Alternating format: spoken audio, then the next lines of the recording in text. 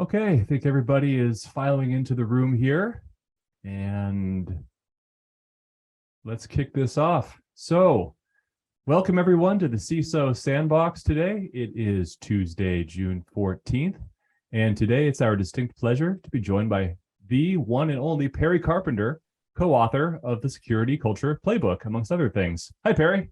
Hey, thank you so much for having me. Yeah, it really is a pleasure. I'm a big fan of your work, and I've been really looking forward to talking to you here. So, for those of you who are not entirely familiar with Perry, which is probably none of you, but just in case, Perry is one of the world's most recognized and respected authorities on the topic of cybersecurity awareness. He's really a trailblazer. His research and writing has advanced security awareness into the realm of behavioral science in a truly vital way. I can't recommend this book enough. I've read this twice now. I literally think it's required reading. I have new members joining my own team, and I'm going to have them read this, particularly a few chapters from chapter 4, 5, and 6, just to get their head around like what awareness is and how to really get their heads around how important other things than just IT are to awareness: culture, behavioral science, social sciences.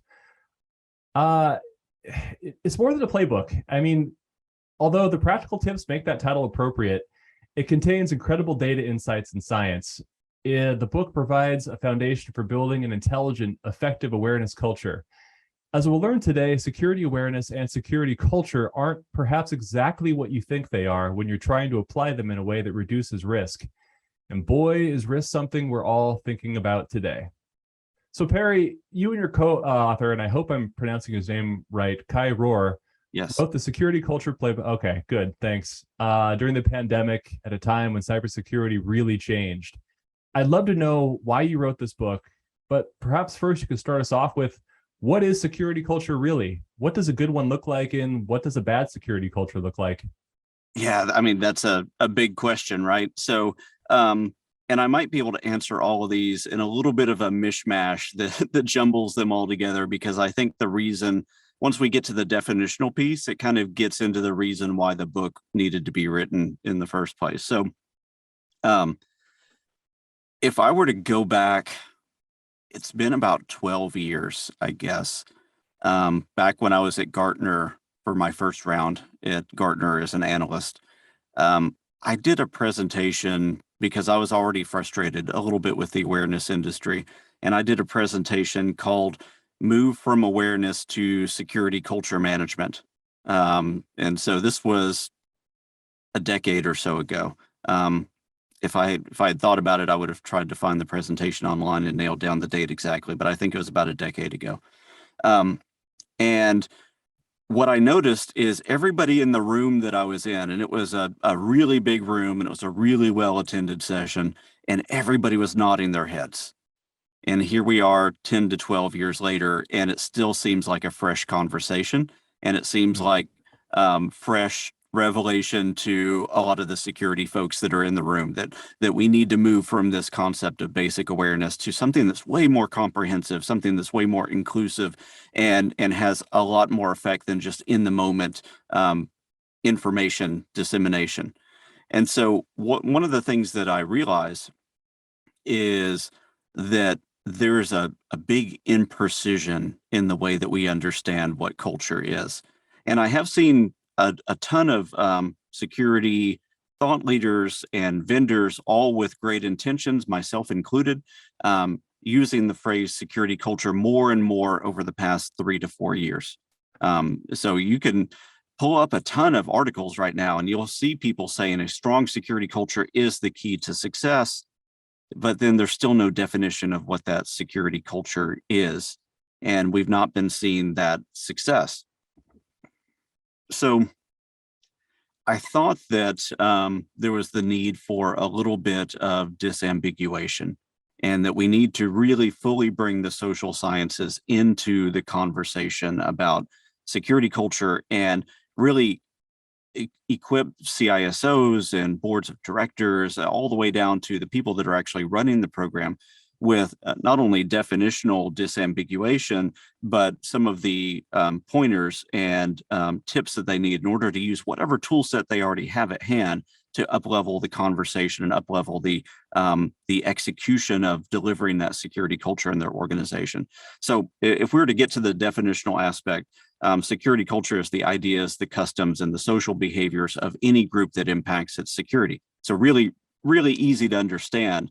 But as you can see in the book, it starts to get a lot more granular than that when you break it out. There's 7 different dimensions of culture. There's lots of different ways to measure that. And then there's lots of different tactics that you can bring on top of that.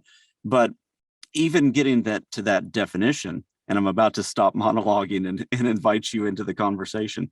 But the last thing that I'll say is even getting to that definition is an achievement, because in 2019, one of the things that I did is I commissioned a study from Forrester Consulting, and I think I remember the numbers off the top of my head. I believe there were within the study, they had 1,156, I believe is the right number, respondents. And then out of that, there were about 758 unique definitions for security culture given. And then out of that 758, there were 5 distinct groups that people basically bucketed their definitions in. And they went from adherence to policy to groups like security champions groups, to all the way to the things that we would really consider security culture, was the embedding of the values of culture or security within the overall fabric of an organizational culture. And so realizing that there were all these variations of definition just that come to mind with people whenever you say security culture was kind of the impetus of saying, let's really formulate this and let's get it out in print in a way that's usable. Very long answer. Apologies. Well, it's a great answer, though. And I thank you for inviting me into the conversation. But more important than inviting me into it is inviting the whole audience here. So I do want to remind everyone that this is interactive. Feel free to type questions into the Q&A box. Feel free to type questions into the chat box here as we go along. I'm sure everyone's going to have questions for you, Perry. This is a pretty awareness-focused audience here. So you've answered basically what security culture is. Now, does that begin with awareness? Is that the first part that you have to get into, is understanding what awareness is? So I don't know that it has to begin with awareness. So if I'm going to go back to the question and answer it the exact way that you give it, I don't know that it has to begin with awareness. I think that you have to be aware of what awareness is. And so one of the things that I did, like in my previous book, that Transformational Security Awareness, that has a really long subtitle as well, what neuroscientists, storytellers, and marketers can teach us about driving secure behaviors. I line out a few principles that I think I re-mentioned in the Culture Playbook. And the first one is that we really have to get an idea about what awareness is and what its limitations are. The other thing that and I'll tell you those explicitly in just a second, but let me back up even more. I think that as an industry, we really need to wrap our heads around why we do awareness in the first place. And it's not just to meet a regulatory objective. And then to answer why we do awareness in the first place, I think we have to understand why we even do security in the first place. And so if we're to deal with those concentric whys, and then think about it from like a Simon Sinek start with why type of principle, the why is really, it's the purpose for everything. Outside of the why, as you move out in those concentric circles, is the how. That's the very tactical methods that you use. And then outside of that are sorry, let me back up. So why is the purpose, the how is the more strategic, and then the what is the way more tactical tools based approach. And so when you start to think about that, the reason that we do awareness and the reason that we do security in the first place is ultimately to manage risk to a level that the organization is comfortable with and that will keep the organization profitable and moving in the direction that it needs to move.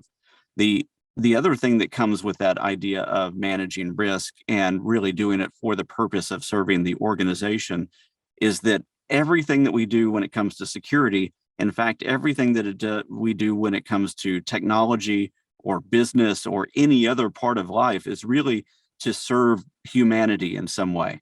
No business exists that doesn't serve some kind of human cause or purpose. No security program exists that exists only for the sake of security. Or if it does, you're doing it wrong. Your security program exists in order to manage risk for the organization so that the organization can serve whatever human-based purpose it originated from. And your awareness program exists to help your people be able to manage risk in line with the security policies, procedures, and technologies that are there in order to flow through to the business purposes to ultimately serve humanity in some way. So with that being said, when we think about awareness, we have to understand the parameters and limitations and purposes for awareness. First of all, purpose is managing risk for the security program. Second of all, we have to realize that awareness has inherent limitations. And this is where I get into the knowledge, intention, behavior gap. Just because we know something doesn't mean we'll have the intention to follow on it. And even when we have that intention, we may not. And then out of that come these three realities of awareness. Just because I'm aware doesn't mean that I care. If we try to work against human nature, we will fail. And then ultimately what an employee does is way more important than what they know. And then once you have those in place, then what is culture other than groups of employees that are starting to behave in socially, trying to think of the right phrase, socially grouped ways. And once you start to understand that, you realize that you can influence the group through the individual, but you can also influence the individual through the group. And there's a lot of dynamics that can come into play in both of those scenarios. Yeah, you had a couple really interesting parts in the book that emphasize these points with some different examples, and even the that part where you're talking about how when there was a race to start drilling oil in the North Sea, the point, of course, is to get the oil, but then right. Presumably lots of people were dying in the process before there was an actual safety process. And I really like the way that you tied that into cybersecurity. You know, the way that I actually hadn't really thought of it in the terms until you put it there, that the internet was basically a means to convey information, like in the CIA. There wasn't really security. And so, yeah, so now they're using this tech stack that's meant for growing, we use it to grow businesses, and security is something trying to tack onto that. And which leads me to my next question. And also I just want to, as I'm asking this question, to recommend to everybody, if you haven't already, really make sure you listen to Perry's podcast, Eighth Layer Insights. It's really good. It listens like an NPR show, like maybe one of the Malcolm Gladwell or Michael Lewis type shows. And there's an episode right off the bat, I think it's number 3, where you talk to BJ Fogg, and you get really deep into the behavioral sciences. And just take me through that. Like, why is behavioral science important to awareness and culture? So for me, it comes back to that rule number 2, which is if we try to work against human nature, we'll fail. And ultimately that knowledge, intention, behavior gap. So what we have known for a while, that was the elephant in the room with security programs, was that just giving people the right information never really changed behavior. The reason that many awareness programs emerged in the first place was the hope that people might change behavior, but really the requirement that they deal with awareness and remind people about the right things to do and the right policies for some kind of regulatory requirement. But I think most of us really, really want to be able to influence the behavioral aspect of this, because what we've seen over and over and over again for decades is that technology gives us a lot of hope about being able to manage human types of issues. But every time we start to put our hope in the technology stack alone, and I'll say alone because I'm never saying that we need to get rid of technology, but if we put all of our hopes, all of our dreams, all of our aspirations in dealing with the human side of things, in just technology, then we're going to be disappointed year after year, and we're going to continue to see this data breach problem increase. And I think we have decades of hard-won quote unquote research to back that up. Every time we go to RSA, some vendor says we solved the human side of things, and what we see over and over and over again is no. Dealing with the human side is like trying to deal with water. Anytime you start to deal with one thing and patch one thing up, that water is going to find another way to come out if there are any cracks at all. And when it comes to this, if I'm going to break that analogy, now you have very intelligent, very motivated water on both sides of whatever side of barrier you're trying to put up. And so if we have really, really good technology, what we ultimately do is we motivate the attacker to try to bypass the technology by talking to a human on the inside and making that human make a mistake. Or, hey, you know what? Even if we get this really, really, really good and we build those layers so hard that it's really hard for a human to do something bad through sheer negligence, and we have to increase their motivation, and they just literally have to break something. Well, an attacker can do that, and it's not just always by tricking people. It could be through some kind of leverage game. Get enough blackmail on somebody, kidnap somebody. I mean, there's lots of ways that the attacker will continue to up the game, even when we deal with the simple error piece of this. And so the human side of thing is always going to reign supreme. And so to deal with the things that we can deal with on the human side, I think it's really important to recognize that many times we've set humans up for what we would call failure. Is we design systems that make it so clunky for them to achieve the thing that they are needing to achieve that they're going to find the path of least resistance, like we all do. They're going to try to save time. They're going to try to save effort.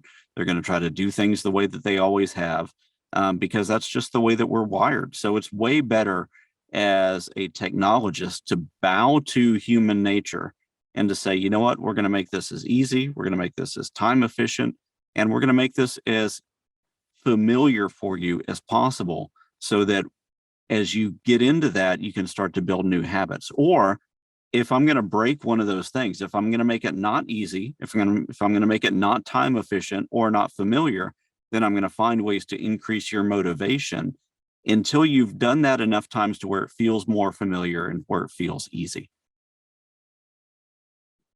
Right. And that leads to my next question. And this ties back again to, I think, BJ Fogg, who is considered the father of, is it called behavioral design? Is that? Yes. Behavior design. He doesn't like behavior design. I'm sorry, he doesn't like what? He doesn't like the ending with the L. So he's very, very staunch on behavior design, not behavioral design. Ah, good. I'm glad we're in the sandbox here. It's a safe place to make mistakes like that. So maybe talk about what that is and what that looks like in practice in a program, having tools that actually incorporate these things. So if I'm let me lay a little bit of groundwork, and then I'll talk about the application of the groundwork. If we're going back to Fogg's version of behavior design, and I think once you get this Fogg model in your head, you can start to see how this has been adapted, or the same basic principles are in play at virtually any other behavior model that you look at, whether that's Fogg's model or whether that's Matt Wallert's version of this, or whether that's several of the other models based on friction, or Nir Eyal's hook model, or others. They're all kind of go back to Fogg's principles. And so I think it's a really good way of starting to enter the world of behavior design. And it is really, I think, the E = MC squared of behavior. So BJ Fogg says behavior happens when three things come together at the same time. So that at the same time is critical. You have a behavior when there's the right amount of motivation, the behavior feels easy enough, and there is a prompt to do the behavior. So motivation, ability, and a prompt all at the same time. Any of those on their own in the right amount won't do it. But those three things in combination at the same time unlock the behavior. So first thing we have to deal with is really, and you work this backwards if you're doing this practically. Is there a prompt in place asking somebody to do the behavior? And that prompt could be internal or external. If the behavior I want is to eat a sandwich, well, hunger could be a prompt. I could just be hungry and I could decide to eat the sandwich. But if we've got motivation and ability there, the prompt is linked to motivation there. That can increase hunger. The ability piece is, let's say I'm hungry right there. There's not a sandwich in the sound booth that I'm in. I don't have technically I do have the ability. I could end this interview right now and I could walk to the refrigerator and make a sandwich, but that's working against my motivation because that would be incredibly rude. So even if I'm hungry and I technically have the ability to do it, I'm not going to have the motivation because I don't want to be that kind of person.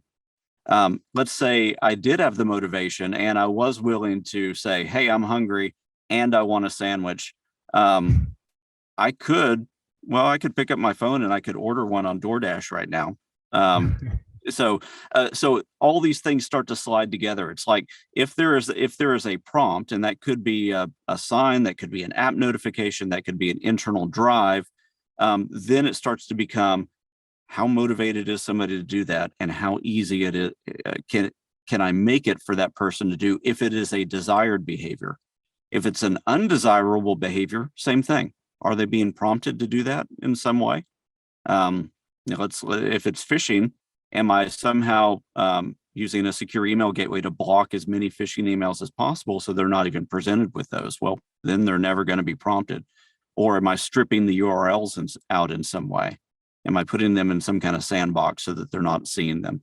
So I could do something like that. I could totally take it out of their purview, and then they're not going to do the behavior simply because the prompt doesn't exist in the same way.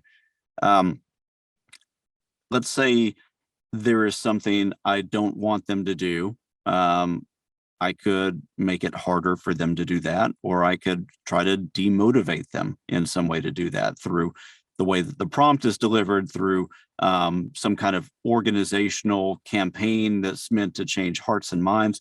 There are lots of ways that these things move and change together. And one of the goals in both the first book and the second book was to say, guys, this isn't just phishing.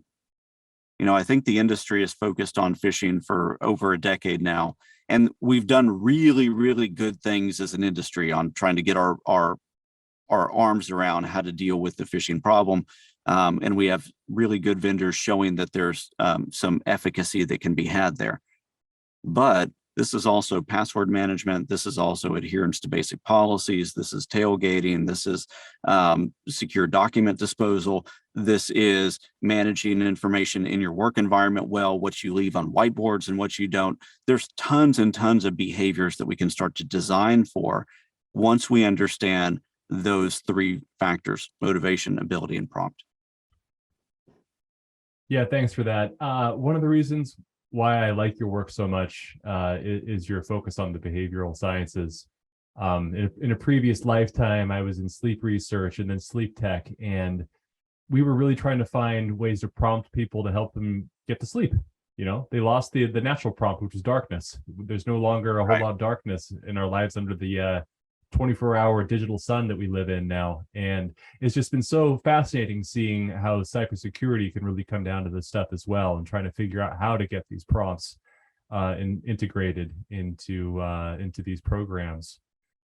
We're starting to get some questions. Hey, cool. It's Lisa Kubicki, who, if you haven't met before, she's really great. She was on David Sparks' program just last week. She's the Director of Trust and Security Awareness, Director of Trust and Security Training and Awareness at DocuSign. So get to her questions here in just one moment. I'm going to ask one more question to kind of tie up our conversation here. I'm going to actually combine 2.5 questions here. You have a really interesting statistic that I've never actually seen before, but really it kind of plays out anecdotally, like just from my own observations and just from looking around, is that there's a lot of investment in budget nowadays compared to before in cybersecurity. But I think, what did you say? Is it 3%? About 3%. Okay, that's not And very I think much. even the Verizon DBIR had that stat reflected this year. I think I saw it in that. I could be wrong there. If my memory is correct, it was reflected there as well as around 5%. So that's a pretty sad, lonely little number there when It you look is. at the problem. Considering like the breaches at the human layer aren't going down; they're just going up. How do we turn that around? What do we need to do to get the buy-in in order to, and who do we need to talk to get that investment turned around? Yeah. So I'm going to use language that sounds political in a non-political way. I think that in today's society, and I guess for the past 20 years or so that we've been really trying to focus on this, society and maybe even just the human mind drives us into partisanship. And in that we tend to think that the answers for everything have to be binary. And Hmm. so there's a lot of straw man arguments that get put up anytime you start to say, we believe you should spend more on the human side, or you need to do security awareness. And then people will then say, well, we can't do that because then we're ignoring the technology. You're saying I need to invest in security awareness, so I shouldn't invest in my firewall.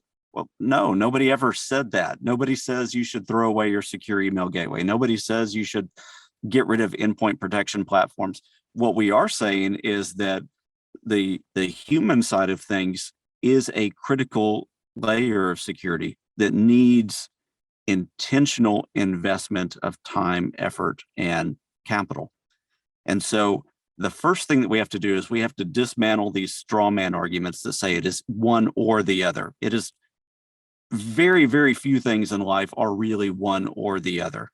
We have to have a blended, measured approach to these things. And as we start to invest a little bit more in the human layer, yeah, you might have to say, well, I've got a budget of X dollars. I might need to reallocate some of that. That is a very valid thing, but it is never a one or the other type of thing. And so I think number one, we have to strip away the straw man arguments. Number two, we have to find ways to have the conversation in a way that resonates with the people that need to buy into this. And so that's several different conversations that need to be had. And in both books, I kind of give a little worksheet on how to figure out how to have the right conversation with the right person at the right time. But with the executive team and the board of directors, that managing risk conversation is critical. So when we look at all the data breaches, what we see is an inefficiency at managing risk for an organization that has trailing effects that bleed out into things like stock price, bleed out into things like customer perception, media perception, all of those things. When we're having the conversation internally, it might be wrestling for budget, or it might be somebody saying, I don't want my people to spend an extra 10 minutes doing X. Well, then you need to start asking the whys behind that, and you need to address those. So there's lots of different conversations that are very relevant to this discussion. And number one is realizing that this is not an either or conversation. This is a we do both, because this is all about a layered security model. And then the other one is finding the relevant things to talk about to dismantle or address concerns that people have, and then to bolster the things that this will bring to that person, the things that will help them improve the quality of life that they have, or the quality of delivery of a product, or the efficiencies of their people, and so on. Yeah, really well said. This opens up the Q&A portion of the conversation here, but I did want to just to follow up on what you just said there about having those conversations. When you had those conversations, so you and I, we both work for security vendors, but this is a vendor agnostic show. How do you objectively instruct CISOs to select awareness programs and tools for the organization? What should they look for? And maybe if you could come back to how you have those different levels of maturity. I'm assuming there's different tools for different levels and for different goals and whatnot. Um, Yeah, so that's a really good question. I'll fall back on the way that I did this as a Gartner analyst, because as you know, when you're at Gartner, your job isn't really to say, hey, you should go buy vendor X. Your job is to say, here's how to wrap your head around this problem and to evaluate the vendor landscape through that type of filter. And so the first thing that I say is understand what problem you're trying to address. I never use the word solve. What problem are you trying to solve? Because that gives the implication then that once you throw something in, you kind of snap your fingers, it's been implemented, and then it's solved. You don't have to worry about. I think in security, we're constantly addressing problems. The minute we think we can start to rest is the minute that the worst thing imaginable happens to us, which isn't necessarily that we get hacked. That's a symptom. The worst thing that happens to us is we get complacent, and then that leads to all of the other things that can happen that's bad. So number one is know what problem or problems you're trying to address, and then you start to find vendors, a vendor or a collection of vendors that start to address that in a way that is not just what you need to deal with now, but what you're projecting over the next 2 to 3 years. And so you do want a vendor or set of vendors that will grow with your anticipated need, because the first thing you're doing is you're looking at your baseline. You're also trying to think about what your goal state needs to be. And so if you're only selecting a vendor based on your baseline, then you're kind of neglecting where that vendor needs to be able to help you get in your ultimate goal state or goal states. And so having that more informed mindset starts to help you realize, oh, I need this tool, this set of content, I need this type of approach, and I need a support system that will help me get there, or systems. And then that starts to inform you. And so you start to come out with your minimum viable criteria that you start to then evaluate different vendors through. And then of course, price and everything else comes into that. But I think that for most of us, the first thing we want to look at is, can the vendor help us address this? And then is that within the budget range that we can afford? The other thing is to realize you cannot shunt all your responsibility to a single vendor or even a single set of vendors. The responsibility for making this successful comes down to the people in the organization that are going to implement the tools, because in all of IT and in all of IT security, there's a lot of shelfware. People say, we need to fix this problem.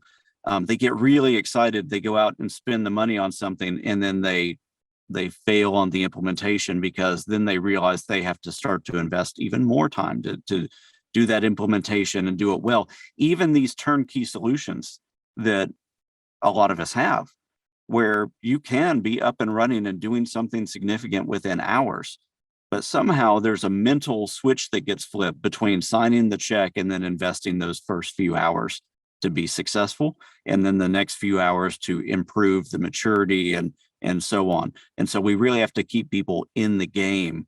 And so you do want a vendor or a selection or a group of vendors that are experienced in helping people stay in the game as well. Yeah, a lot of wisdom there. Really well said. Okay, so getting into Lisa Kubicki's question here. She phrased it as, and again, Lisa is the Director of Trust and Security Training and Awareness at DocuSign. Great. What security activities, for example, training, knowledge builders of quizzes or comms, speakers, games, challenges, punishments, absolutely not, etc., do you find to be the most effective at motivating employees towards stronger security behaviors?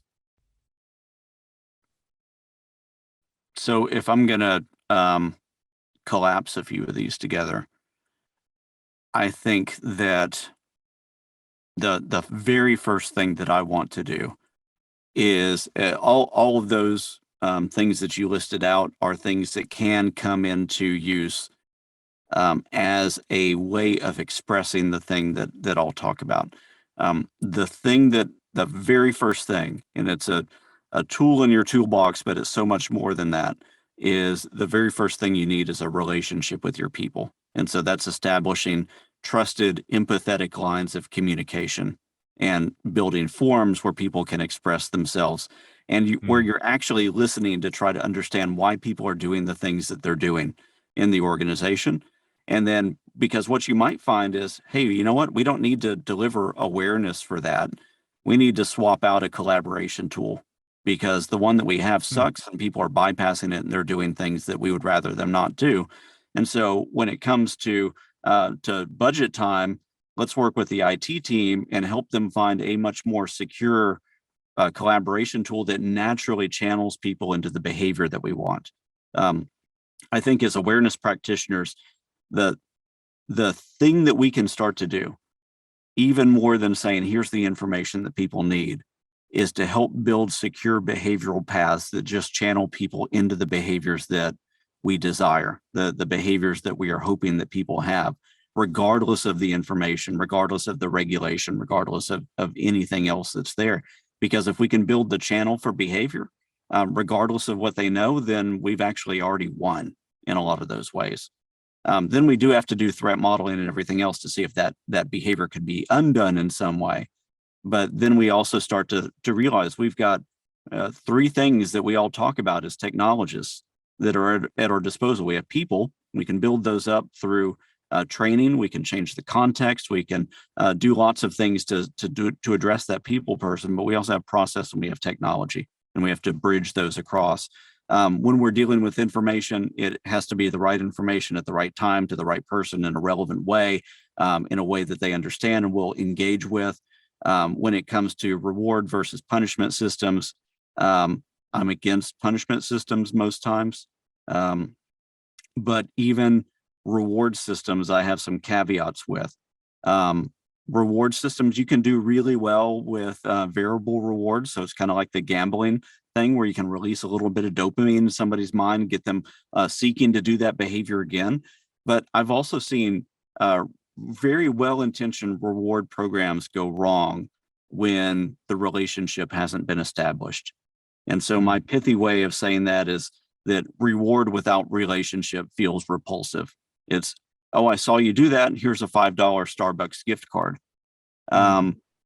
In some cases, that can backfire with the wrong person because they feel like you've trivialized something in some way, or you're just making an example of them in some way. So you really do have to have that relationship. And when you build the relationship, you can end up with something even better than all these things. You can have really good conversations and lines of communication. You can have people reporting phishing incidents or other suspected incidents. You can start to see the good behaviors that you want to build up, and the negative behaviors start to naturally decrease over time. And there's lots of support structures and other things you can put in place to help that as well. That's a great answer. Yeah. All right. And that moves us to Tom McMahon's question. If you want to move from compliance-focused awareness training to more of a culture change approach, where should you start? The first thing, and this is almost like a fundamental CISSP question, right? Is what's the key to success in any security program is executive buy-in. So the first thing that you're going to have to do is make sure that you have the ability and the buy-in to start engaging outside of a regulatory compliance type of context. Assuming that's in place, then of course you want to understand your people so that you can understand if the information that you're sending them, this additional information or this additional engagement that you want, is this going to be relevant to them? Is it going to pull them in some way to security and to build trust, build relationship, build empathy, or is it going to push them away? And so that is the way that you evaluate content. That is the way that you evaluate events that you may be doing, the things that you may do with newsletters or internal podcasts or videos or all of that. It is, how am I making this inviting and relevant? And I would say if it's not at least one of those things, it can be relevant but not inviting, and somebody might watch it because it's like a YouTube video. I look it up. My dryer breaks. I don't really care about the personality of the person that's teaching me how to fix my dryer. I already have an internal need. So it's the fog thing. The prompt, my dryer broke. I am highly motivated now in order to find a way to engage with that. And my ability is lacking. So I'm going to go to YouTube, or I'm going to go to someone that I believe can help me up level my ability. So if the information is right and it feels really relevant at the time, then you're going to get buy-in, even if even if some of the touchy-feely parts aren't there. But if you have a really good relationship with your people that you've been focusing on, that's built on mutual trust, that's built on understanding, then even when some of the content doesn't feel quite as relevant, they're more likely to listen because they believe that you have their best interest at heart, and you've shown over time, hopefully, that you're giving them information that is relevant and timely and isn't just, you're not hitting them over the head with things that they don't need to know at times that they don't need to know it. You're really trying to work with human nature. So at the time that you miss then, or the time that they can't make the connection, or you fail to communicate what the connection is, they may give you the benefit of the doubt because they genuinely like you and trust you. Yeah, the messenger is really important. That relationship with the person who's working with you is absolutely important, for sure. Whether it's this or, I often think it's interesting how cybersecurity has sort of a tie to HR, like say 20 years ago when HR got more and more into like productivity oriented wellness programs. Yeah. And I think I was talking to David X. Martin, former risk management, enterprise risk management officer for Citigroup, and he calls it cyber wellness, which I thought was kind of a cool thing. And that's something he just sort of saw it as kind of like really being a wellness benefit. And as people started to kind of get their heads around that, they really would buy in more, that this is something that they would take home and they would protect their family and friends with it. Yeah. Building that connection to something that people actually care about, which is usually their home life. People unintentionally, and I use that word very intentionally, people unintentionally believe that their business should just have everything taken care of, that they don't have a participatory role in the security of their business. I think that's because in so many areas of life, we do walk in and out of places that we don't have a lot of responsibility for. If I go into a department store, I don't necessarily feel like their security is part of my responsibility. Unless somebody has a really, really good relationship with the organization that they work for, they're going to feel like security is an abstract concept that they don't or shouldn't have to worry about. And if you don't have a good relationship with your people and you say, oh, security is a shared responsibility, they'll actually resent you for that. But if you start to build the right relationship, and the security team, and then hopefully the company as a whole, the organization as a whole, has a good relationship with that person, and then you say, we really need you to share this responsibility with us, they're going to be way more open at that point than if it is security is the department of no, we tell you all the bad things that you do, we make you feel bad when you fail a phishing test, all of these things. Then at that point, it's like, hey, you know what? You guys take care of that. I'm a detached worker bee, and I'm just here for the check. Getting somebody out of that mentality means that you have to really, really invest in them and actually care about them. The thing that they do care about, though, is the things that really already intrinsically matter to them, which is themselves and their family and those that they love. And so if you can instill good security hygiene in those areas, they may naturally start to then carry that behavior into the environment that they care a little bit less about, which is your organization. Yeah, your thoughts on shared responsibility are really well put and articulated in your book too. It really is something that almost we're not really wired to think of it that way. We're not really we might be wired to think of like keeping your place clean, like if you spill something, clean it up, but it's physical. It's so hard to kind of get your head around that abstract notion of this being a shared responsibility. It's really true. The other thing that you can do there, though, is this idea of shared responsibility. So, and your comment about the clean up your spill really makes a lot of sense there too, because it's not only realizing where you mess something up that may have downstream effects. It's not only that your behavior and the things that you're doing have downstream effects that affect what to some people may be a faceless organization that they don't care about, but it is that your actions have downstream effects to the other people that you actually care about in your organization, your Yeah. coworkers that you may even spend more time with than your family, the people that have real lives and pensions and kids of their own and all of those other things. When you realize that, oh, the thing that you just did could jeopardize the stability of somebody else's life, at that point you start to wake up a little bit.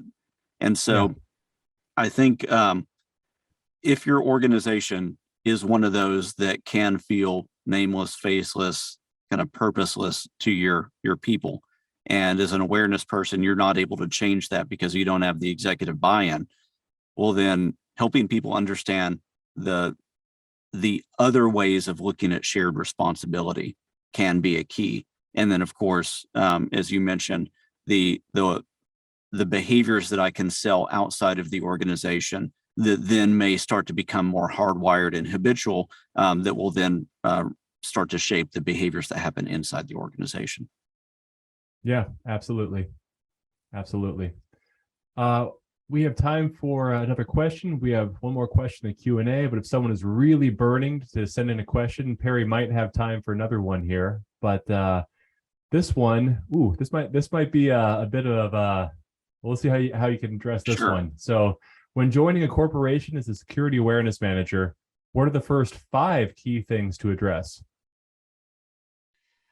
As an awareness manager, what are the first 5 key things to address?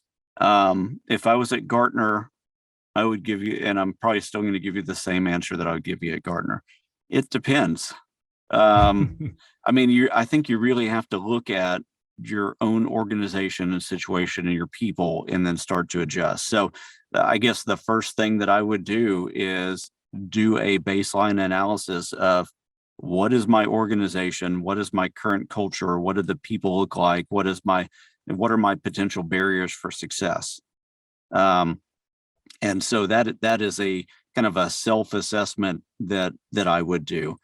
Out of that would start to come some of these other things. It might be if I have access to a security culture survey, or if I could build one on my own using tool sets that I already own, how do I start to assess some of the security understanding and current behaviors that are going on in the organization? So that's again part of my baselining activity, but it is a separate thing. So the first thing is really centering and understanding who I am, what the situation is, what type of buy-in I have. And then the other thing is starting to try to get my tendrils out in the organization. Let me understand the mindsets of my people. Let me understand the awareness gaps that are there. And so that could be, multiple surveys that go out. That could be some assessment baselines. That could be looking at some of my other data that I have access to. So not just training data, but what are my what's going on with my DLP? What are my endpoint protection platforms blocking? If I were to go talk to the SOC, what kinds of things are they seeing as well? So then I start to bring that in and make that part of my the way that I'm thinking about addressing the awareness pieces of that. Then I start to also think about what are the executive conversations that I need to have? Who do I need to talk to? Who do I need to get buy-in from? What are the metrics that matter to them? And then after I've done all of that, which is by my count, at least 3 or 4 different things, then I start to say, what are the tools that I have access to? What is the content that I have access to? How do I deploy that smartly? And then after I'm using that effectively, if I have enough to be effective, then it is, do I need to supplement that? Now, do I need to go outside and start to reassess some of the tools that I have or to bring in additional vendors? But for me, there's a large set of things that I can do at my current place before it even starts to become a vendor conversation. Yeah, great answer. Great answer. And we could go on and on too if we were to jump from there on how to actually have those relationships with the vendors. But I think that might be for another time. That could be its own deal. Well, Perry, we've been here for almost an hour. I really appreciate your time. I know that you're a very busy man. I know you have a lot going on today, in particular. So, thanks a lot for coming and joining us here. And I'm sure the audience really appreciated it and got a lot out of it. I know I did. I want to tell everybody once again, you really need to give this a read. It's really good. And I have not read the book before this, the transformational security awareness. That is much more in the weeds on the behavior science piece. So that's my thing. I can't believe I haven't read it yet. So I'm definitely going to go back and give that one a read. And make sure everybody, what I didn't mention about Perry's excellent podcast, Eighth Layer Insights. I just learned, and when we were setting up for this show, that he actually produces it himself, which is remarkable. It really is one of the most well-produced podcasts that are out there. Like I said, it feels like an NPR, This American Life type show. So really, really well done on the scripting and on the execution on that. And it's really worth everyone's while to check it out. Yeah, I really appreciate it. That is, so one of the things, I'll give you the 1 minute blurb before we end. With that specifically, I had wanted to do a podcast for a couple of years, but I had also been known as kind of like the content guy, because I'd commented a lot on awareness content and content in general at Gartner. And then of course in my current role. So I had a little bit of paralysis on getting something started, and I'm not a fan of my own voice too much, believe it or not, even though I talk a lot. And I had just hoped to find something out there like that. It wasn't there. And then so I said, how do I do this in a way that meets the need for the thing that I'm looking for, but then also starts to reflect a lot of the things that I try to teach in my books about how to effectively communicate, how to bring a learning moment in, how to really capture and hopefully retain attention over longer periods of time. And so I try to bring all of that to bear in the podcast, which is why there's usually things like little skits in it. There's multiple voices, there's musical beds, there's usually at least 3 or 4 guests per episode with their comments being interwoven. All of that is all just about how do I use that attention for all that it's worth. Well, you pulled it off. It's great. Thank you. Really is good. Really is good. Well, hey, thanks again. I really appreciate your time here. Really appreciate you sharing your insights and your expertise, and look forward to hopefully staying in touch. Yeah, I really appreciate you having me. Thank you so much. Okay. Thank you. All right, bye everybody.